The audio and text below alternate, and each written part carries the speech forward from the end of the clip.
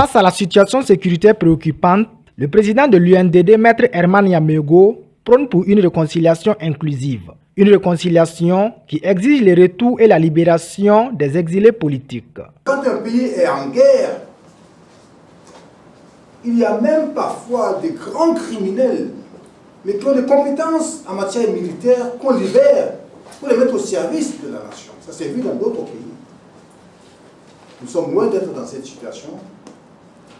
Il serait bon de libérer ceux qui sont détenus et qui peuvent regonfler le moral des troupes en y apportant leurs compétences. La sortie de l'ex-parti majoritaire, dénonçant la durée de la transition jugée trop longue, est un faux débat selon Maître Herman Yamégo. Sur cette question de durée, je trouve que c'est un faux débat. C'est même un débat, je dirais, irresponsable au regard du contexte qui est le nôtre.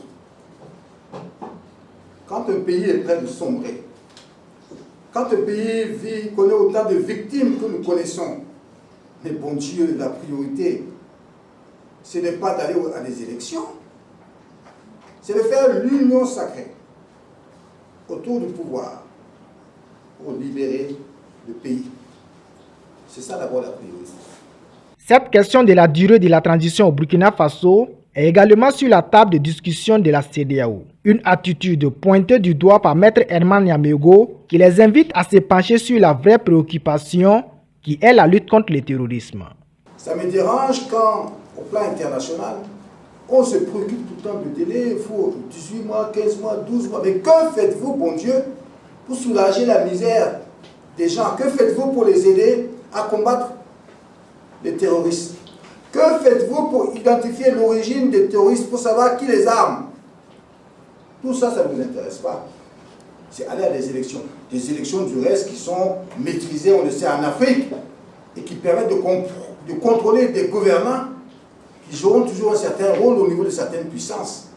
Donc pour moi, la question du délai, là, nous devons, en tant que Burkinabés, maîtriser cette question-là dans l'intérêt national. Notons que la rencontre entre le président Damiba et les ex-chefs d'État et les mesures de restriction de liberté de circuler des populations dans certaines zones dites d'intérêt militaire sont des démarches bien appréciées par l'UNDD qui voit en cela une lueur d'espoir pour le retour à une réconciliation véritable.